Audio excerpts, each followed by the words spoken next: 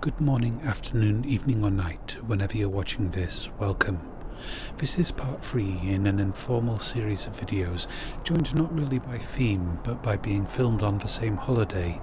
The first 2 were in Scotland, and this one is in Tynemouth, England. And we have been here before, this very hotel room in fact, and I filmed here before, down on the rocks, looking for relics and well-worn sea glass. And that presents something of a challenge, making a video be different enough while doing pretty much exactly the same thing.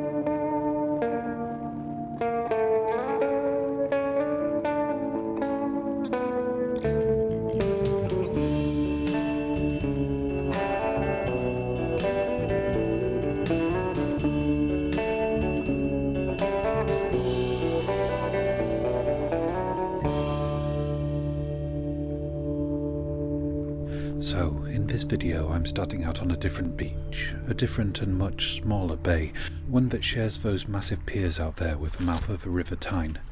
There's a lot of history here and a possibility that some of it has washed up here on the beach and on the rocks.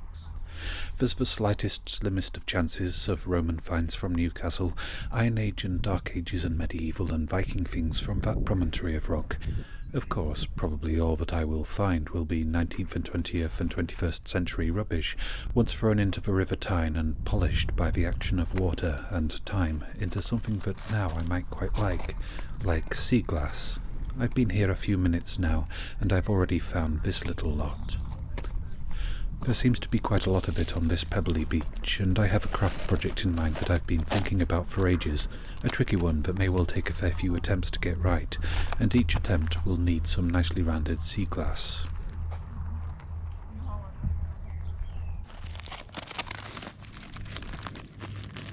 Nice little greenish piece.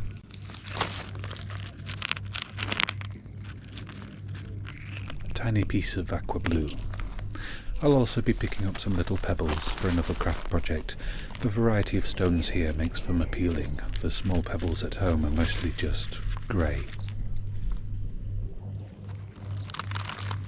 It is quite surprising the vast number of holes in the stones on this beach, almost as if they're not actually stones.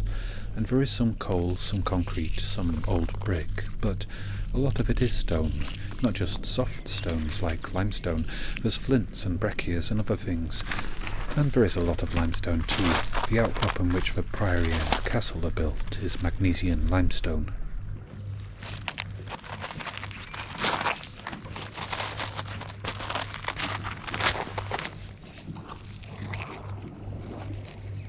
Nice little brown piece, pretty much jewellery quality. And another that's not quite so nice. The quality of sea glass here is pretty good. Not quite the equal of A.S.M R, about 20 miles south of here. There it was manufactured, and there were several glass factories that dumped waste glass off cliffs into the sea. The glass here is probably mostly from the people of Newcastle, using the River Tyne as a convenient trash receptacle. As such, there is the possibility of some of the glass being really quite old. It was the Romans who started the community that later became Newcastle in 122 AD when they built a bridge across the river, and the river has been an effective, albeit not ecologically sound way of disposing of rubbish for about 1800 of the 1900 years following that first bridge. The main benefit of coming here instead of A.S.M R is that it is still relatively unhunted, until videos like this one change things. It's not a place that many other people come specifically to find sea glass. A.S.M R is, and it's apparently becoming harder and harder to find good pieces there. This piece could do with another decade of polishing. It's not that I don't want to go to A.S.M R, I do hope to one day, but Tynemouth is a nice place to visit too, and both me and my girlfriend like it here. I wish I could tell which glass is really old. First bit of cobalt blue. Don't know why there's so little of it. Perhaps it's the one colour that stands out most to people, and even people who aren't otherwise much interested in sea glass might take it. This aqua colour is the most common, and that's expected. It is the colour most used during the first decades of mass production. I've noticed recently that I haven't been leaving much space in my videos for quiet walking and music and scenery. I'm heading onto the rocks now, and I probably won't need to talk for a while.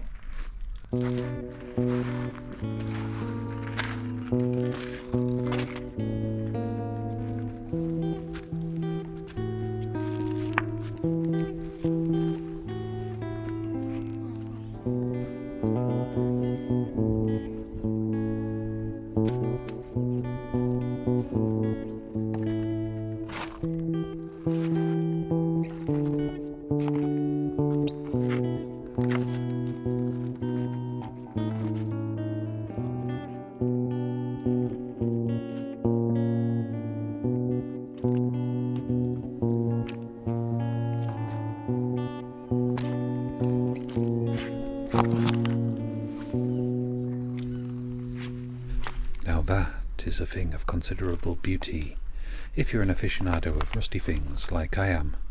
I think it's probably 19th century, maybe early 20th, but the rivets look kinda primitive, and I think most 20th century ones were welded together. In English, it's a buoy, derived from the word buoyant. In American English, it's still got the same root word, but it's become buoy.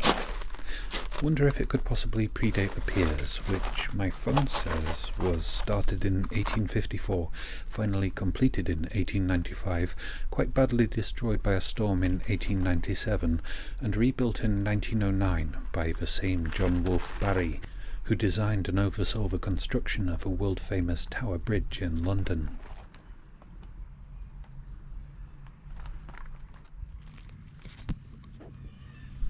How long before this finally disintegrates? I reckon less than 100 years. And I've just found a brick. Looks to be quite worn and hemmed in by stones on all sides. Not going to try and extricate it. I think the tide will reach the bottom of the cliff, idly considering putting a camera in one of the tide pools and leaving it filming. But it would only film for about an hour before the battery runs down. And I haven't found a tide pool yet that looks like it has enough nature drama happening to risk the loss of my secondary camera. That looks curious, like a bone, but definitely stone. I think it's flint. Not sure if it's a fossil or a pseudo-fossil though. Certainly it's part of a nodule formed by silica being forced into a void in chalk. Maybe the void was left by a sponge or a coral. I keep hoping to see hermit crabs, starfish, anemones, maybe even an octopus. That would be a treat.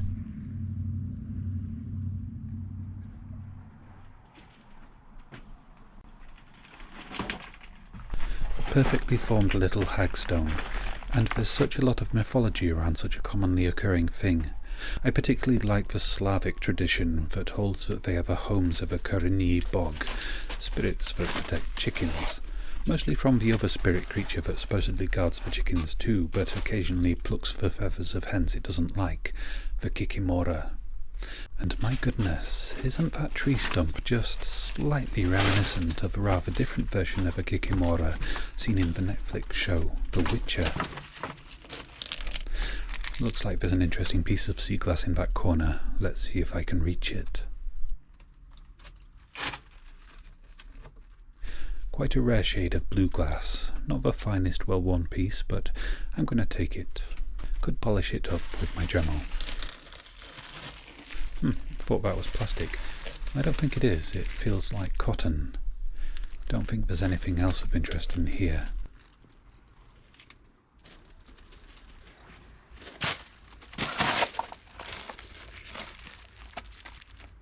A bit of a marmalade jar, I think. So well worn it's impossible to tell for sure. And a little bit of wire. This stuff is absolutely not worth stripping for copper at the best of times, but after being in the sea for a while, there'll probably be no viable metal in it at all. but plastic out of the sea.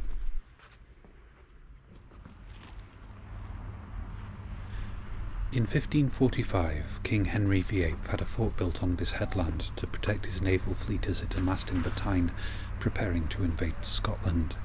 It eventually became known as the Spanish Battery, supposedly because Henry VIII employed Spanish mercenaries to man the cannon here. It was rebuilt in readiness for the English Civil War in the 17th century, made largely redundant as a protective fort by the construction of those piers in the late 19th century, modernised in 1902, which is when I would guess the concrete bits were added, and it was rearmed and made ready for both the First and Second World Wars, and used for storing fishing gear in the years between. Wonder what the chances are that there's something military related hiding amongst these rocks.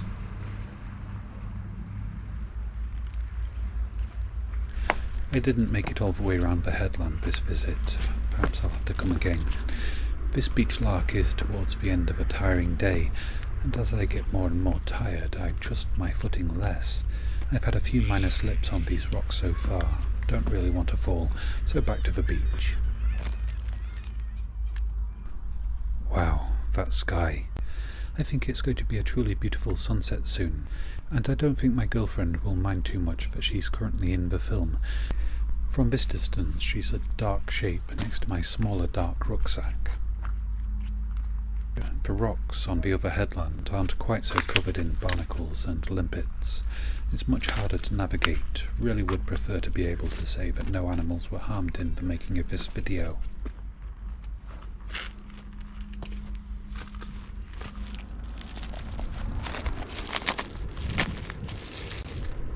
Sea glass. Some actual copper, still recognisable as wire.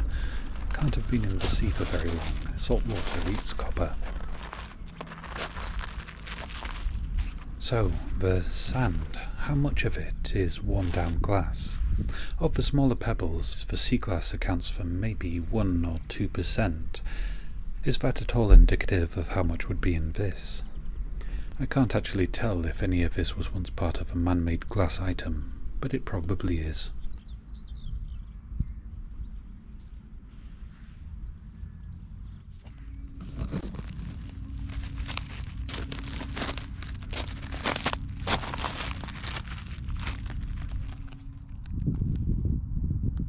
Another piece of a marmalade pot, but this one is very nicely worn.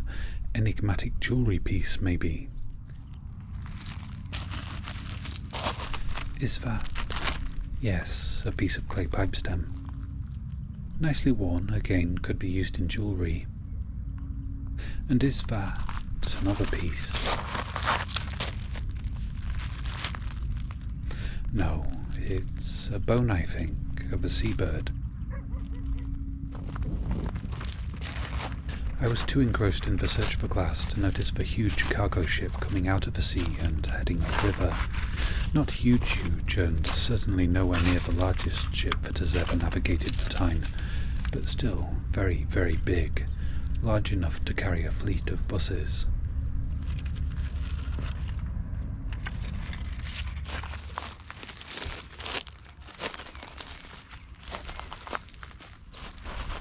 And another piece of a clay pipe stem. A bit of the heel remains. And it's lovely how white and clean it looks after being in the sea. I cannot, no matter how I try, get any of the ones I find back in Yorkshire anywhere near as clean looking. Jasper. Or red flint. Red flint, I think.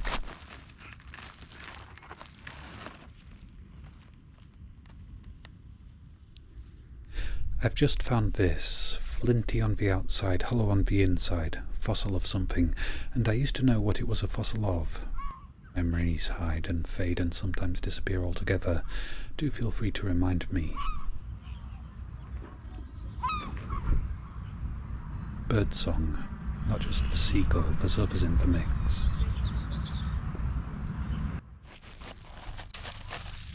A few bits of nylon fishing line. Is there a fishing line that biodegrades? And if not, why not?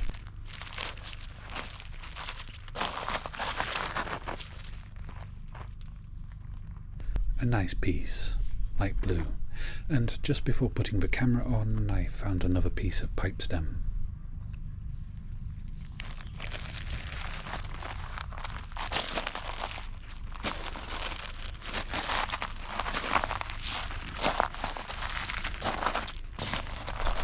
Ooh, looks like pirate glass.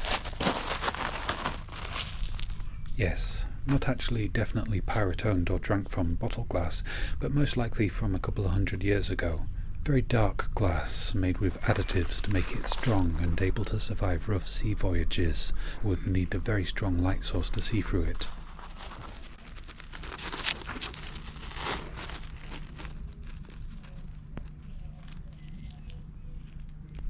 First piece of blue and white pottery today, and I seem to be on a bit of a patch of small, nicely worn sea glass pieces.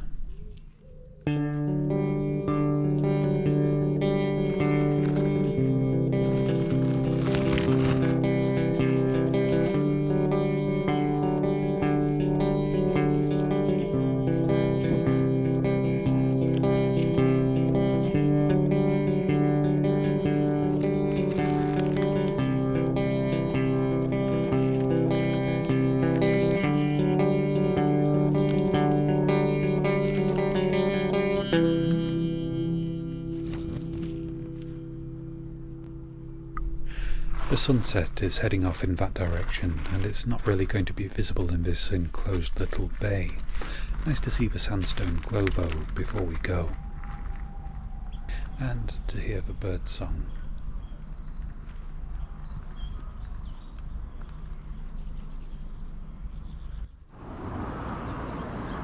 On the roadside, on the other side of that promontory now, it is noisy, but the castle and the priory ruins in the glow of the evening light. Going to head past this little bay too, to the wide open beach beyond.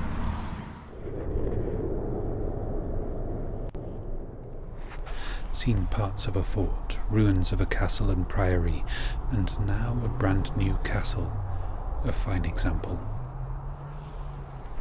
It is not quite peak sunset, so I think I'll have enough time and light to have a bit of a look around the rocks, which sit around the corner of this former lido, currently a fairly grand sand pit. The years-old plans for its rejuvenation still haven't come to fruition.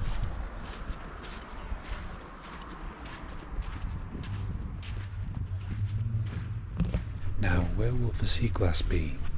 Last time I was here I found most of it over the far side, but I'm not going that far this evening. It'll be high up the beach, not as far as the high water mark, but that line of small pebbles. They're roughly the same density as the sea glass. Not quite, so what I'll be looking for is small patches among the constellation of stones.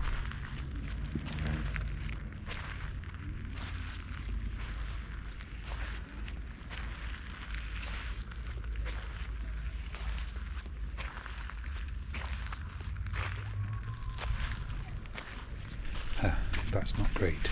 Bleaching disease. Bleaching disease is not all that clearly understood in seaweed, but it's supposedly a bacterial infection that gets past the plant's ordinary defences because the plant is under stress, and the stress can be pollution or water temperature higher than its comfort level. Neither option is good for ocean ecosystems.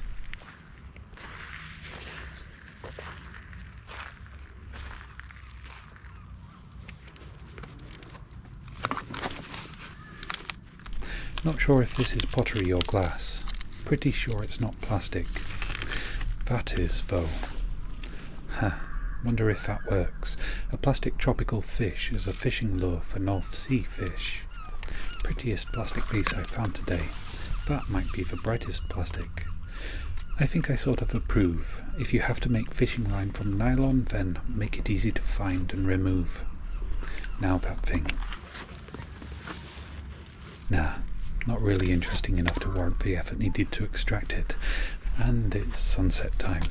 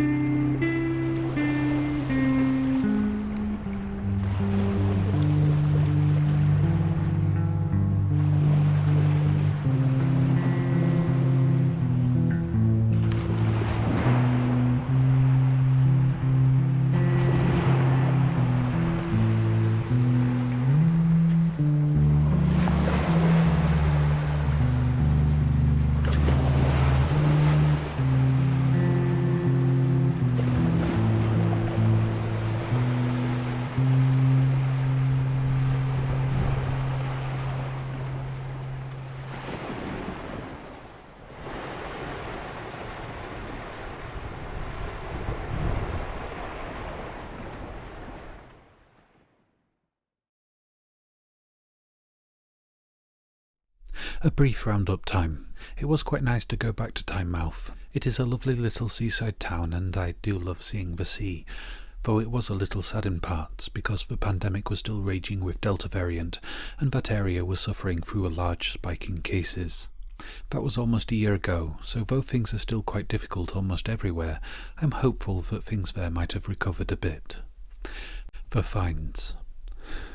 What can be said about sea glass other than it's pretty, sometimes truly beautiful, and sometimes ethereal depending on the quality of light that passes through it.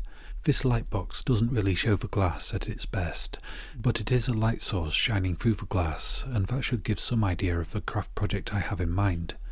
Yep, a lamp.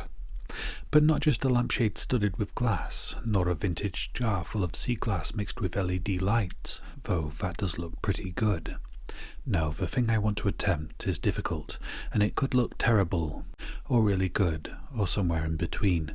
There will likely be missteps along the way, and those missteps will likely end in exceptional messes.